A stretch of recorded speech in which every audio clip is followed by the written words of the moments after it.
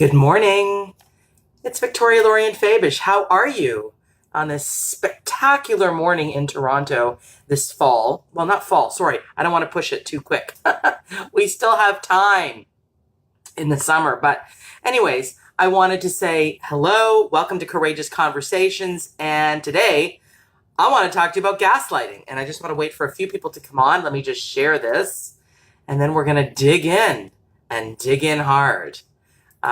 This is a tough topic in so many ways because not everyone knows that they're doing it, for one, and also not everyone who does it is, psychopathic. So, but yet there is a lot of damage to it. And so to that behavior on the people that are receiving it. But I want to sort of decode it a little bit and see whether or not you can catch the behavior in you. I'm going to wait for some more people to come on. And if you do come on, let me know you're here. And also allow yourself to share it with other people if you find that this is useful information.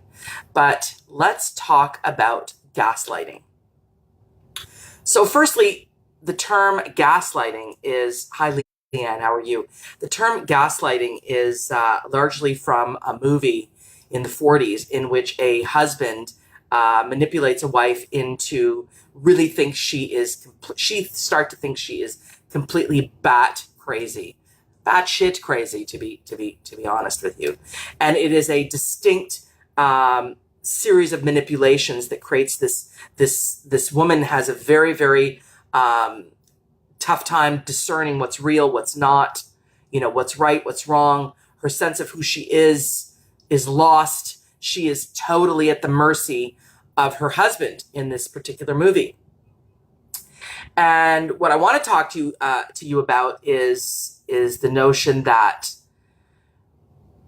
when true gaslighting is happening, I say to people, beware or be aware of what gaslighting is and what it is not, so that you can manage it and recognize it and not fall prey to it. And, I myself have been gaslit. I mean, I think a lot of families of origin that have mental health issues, etc. There's a lot of gaslighting going on there, in which, imagine. One thing I will tell you is I can tell you case study after case study after case study of people who have been gaslit by other people. And it's a very subtle experience in many ways. And one of the things, I'll tell you a little bit about what it is, and then I'm going to ask the question, do you think that gaslighters are all aware of what they're doing? And I would wholeheartedly say that they're not. Not all of them are aware of what they're doing. Some people study specifically how to, I think in the book, How to Win Friends and Influence People, Dale Carnegie, a book written in the long ago, many people would read that over time, over the past number of decades, and use parts of it. One of the things that he's famous for saying is let other people think that the idea is theirs. So even though that's so as a way to create influence, and so bringing people on side. So, that could be sort of a harmless gaslighting in which you're basically using psychology and techniques to bring people on side and make them, and you're literally bringing them to think that, oh, it's their idea. But the truth is that there are many very destructive ways in which gaslighting can occur in all relationships that are not clearly defined as healthy. Basically, I just want to get to my notes here, and here we go. So, one of the things that gaslighting is the person who is gaslighting you will, for example, deny what you'll hear them say something. You'll hear them say something to you about you, and they'll deny that they've said it, even though you have proof. Or you have proof that they've done something, and you know that they have done something, but of course they will completely deny it. Okay. Hi, everyone who's coming on. I welcome you. And if this feels right, share. But it's really the kind of thing, I know you did this, but the person's like, I didn't do that. You're crazy. You're the crazy one. Hi, Sonia. Can you believe I'm talking about this? I can. It's just so bloody common. And people, so it starts with these kinds of things. I never said that. Or a lot of it will be, that never happened. You're making this up. You're the one making this up. That never happened. And by the way, you're crazy. And nobody likes you, and you're a liar. So it's denigrating the person, denigrating the person at their core. And when it's deliberate, they will know that there are, and again, when it's deliberate, I don't believe it's always deliberate. And I see it sometimes as a survival tactic in relationships that people feel out of control. So they'll find ways to survive the relationship, and they'll start to control the other person, and they don't even know they're doing it. So it's something I want us to talk about. However, in the incarnation in which it's sort of psychopathic and sociopathic, and there's a lot of using your foibles as ammunition against you. So, or when, let's say, you're trying to stand up for yourself in a situation, the person will say, well, there you go again, making it about yourself. And you're like, well, am I making it about myself, or am I just standing up for myself because this was not good treatment? These are the kinds of things that will, you've got to be very strong in your being and in your belief of yourself to be able to navigate someone who's doing this to you. And you can't always just leave the person who's doing it. You may be married to the person, you may be the child of that person, you may be the employee of that person, and so you need that job. So you need to just be able to not let yourself go down the rabbit hole of self-hatred and self-loathing and insecurity. When you're experiencing this, you got to go, oh, that's gaslighting. You got to go, okay, yes, I'm being gaslit, and try not to become worn down over it, because they will wear you down. They will do it in a way that it's like the frog boiling to death in a pot of cold water on a burner that's on, and you don't know that you're boiling to death, but all of a sudden, not all of a sudden, but over time, you are kind of becoming less and more shriveled and less yourself, and you don't know what's right, and you don't know what's wrong, and you don't know if I'm crazy or they're crazy, or I did something or they did something. It's suddenly you lose your sense of, it is the most egregious tactical way to bring someone down. I really want to say that. It's just so destructive. And the other one is a huge one to really see a person gaslighting, is that their words will say something, but their actions never match their words. So that they're always in dissonance. They may say this, so they, someone I've case study, oh yeah, I just know all the famous people, and it's all, the pathological liars, also, which is just so hard if you're the child of that person, or if you are the spouse of that person, or the employee of that person. It's like pathological lying. You have no ability to believe what they're saying, because they've created this reality that they're putting out, but their actual life is completely the opposite of what they're saying. And they'll turn stuff around. They could be the gamblers, the addicts, the cheaters, but they'll call you the gambler, the addict, the cheater. They could be so this is huge, massive, when you're saying, I have experienced many, many people in my office in which one person will be accusing the other person of cheating, and there'll be so much jealousy. And in the end, it's that person who's being accusatory that's doing the cheating, which is, really just so hard, because the person who's receiving this will go, I know that this is happening, but I feel like I'm crazy. Like, I've heard people say these very words. I know this is happening. My gut says it. There's evidence all around, but they say it's 100% not happening. And so this is so important, because you have to trust yourself, and you have to really take yourself away from this situation so you can understand you and what you really are actually feeling, because you will lose your sense of who you are, and you will lose your sense of what's normal and what's right and what's what. And so these are the kinds of things that you got to remember. Now, do you gaslight? So a really important thing is to ask yourself, do I gaslight? And is everyone doing it in a way that is deliberate and manipulative and psychopathic and sociopathic? I contend that no. I think that, for example, many children in the parental alienation syndrome scenario, everybody know what that is? In which one parent will parentally alienate the other parent from their children, and will have to tell the children, the alienator, the one that's doing the alienation, will have to get the kids on side, so they'll tell a story about the enemy over there in that other parent. And so there'll be a whole story about it. And this will be, this will be the child watching this person gaslight the other person. But then the gaslight is happening on the kid too, because the kid's like, oh, well, then the parent is my savior, my hero. I've got to align with this parent because I've only got this parent. This other parent is apparently the devil, right? So that kid then learns gaslighting behavior, and then, okay, lo and behold, does that in their adult life. And I've seen that again when we're decoding in the office. It's like when we're decoding and analyzing and looking at patterns of behaviors, because as you know, I've said this many times, multi-generational patterns, it's what my passion is and what gets me up in the morning to undo those patterns, to unhook those patterns. And so children who grow up in parentally alienated homes will find themselves, in order to create some control in their life. And don't forget that to gaslight is to need, when you're gaslighting, anyone who gaslights wants a massive amount of control because of their own inner massive insecurities that are masked with this behavior of being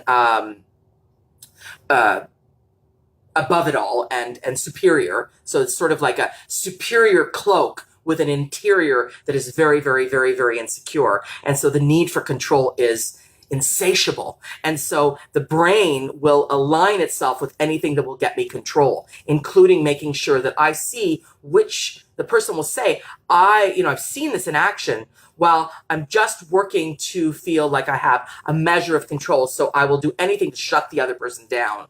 And yet when we point the non-sociopathic person, when this gets pointed out, they go, oh, I didn't know I was doing this kind of thing. So I have a lot of hope for people who are gaslighting, especially if they end up in a therapist's office, who can really help them decode it and go, I don't want to behave in that way. I don't want to behave in those ways, because it's so, I want to say this word, it's sick behavior.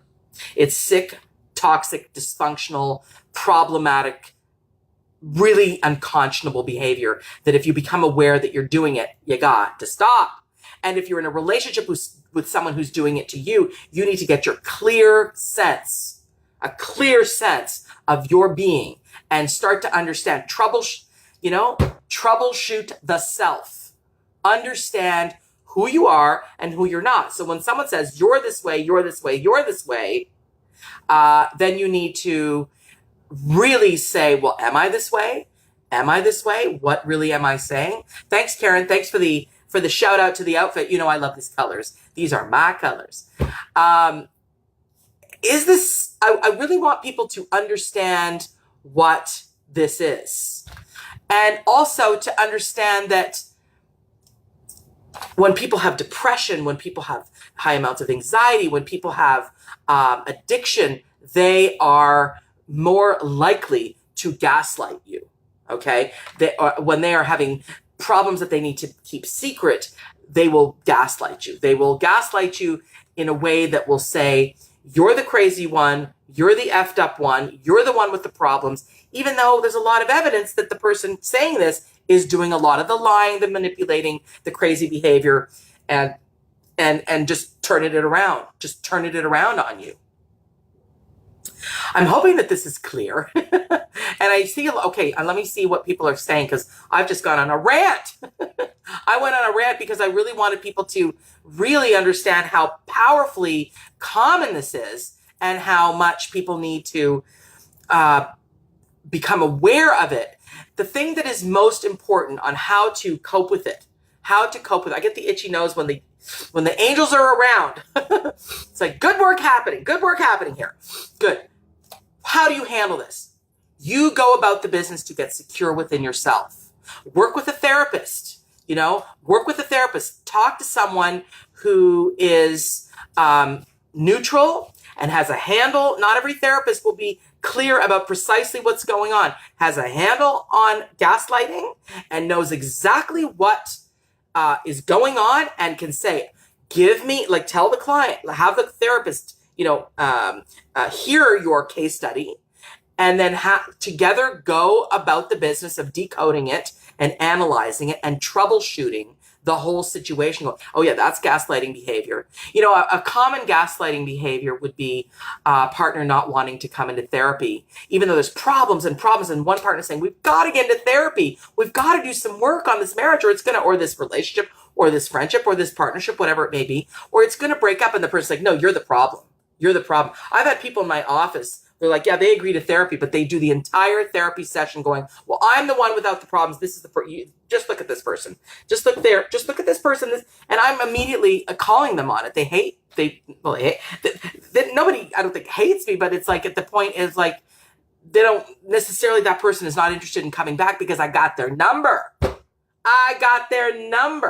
And their number is, you don't want to take any kind of accountability or take personal responsibility or look at yourself in this situation. It's all blame, shame, blame, shame game. Yeah, that's a sign that there's a gaslighting relationship going on. If the person that you're in a relationship with does not take any responsibility for what they do ever, never apologizes, never says, yeah, I need to work on this, or maybe this is something I need to do, never says, oh yeah, let's go into therapy and work on this together. I'm open to hearing you. It's a sign that there's a gaslighting situation going on. And the word gaslighting, I guess, is kind of like, I'm not really sure, because the movie doesn't actually specify why it's called gaslight necessarily, but I think it's the fact that gas is in the air. I can smell it, but I can't see it. I can smell something's up, but I can't see it. But really understand that a relationship in which someone does not in any way own their shit, dollars to donuts, we got some gaslighting going on. And so these are very, very important. Number one, work on yourself. Troubleshoot the self. Who am I? What do I think? What do I believe? What's my value system? Where am I in this topic? What's right for me, as opposed to what do they think? What do they say? I can't tell you how many people say in the office, well, they say, this person says this about me. This person, I said, well, what do you think about you? What do you think about you?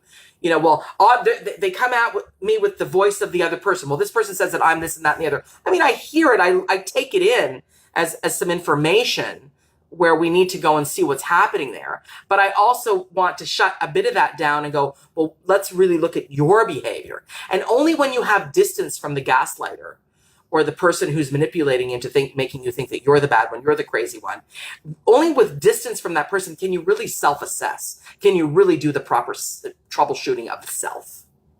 Does that make sense? Because you need distance in order to look at yourself from the people that are constantly in barrage of you, of how bad you are. And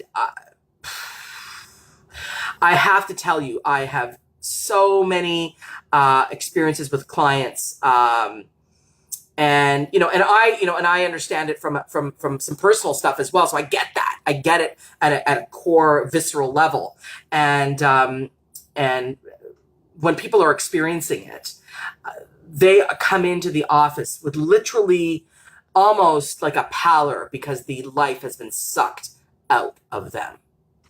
And we go about the business in finding their self-culture, which is what the first book is about. Finding your self-culture to get back to you.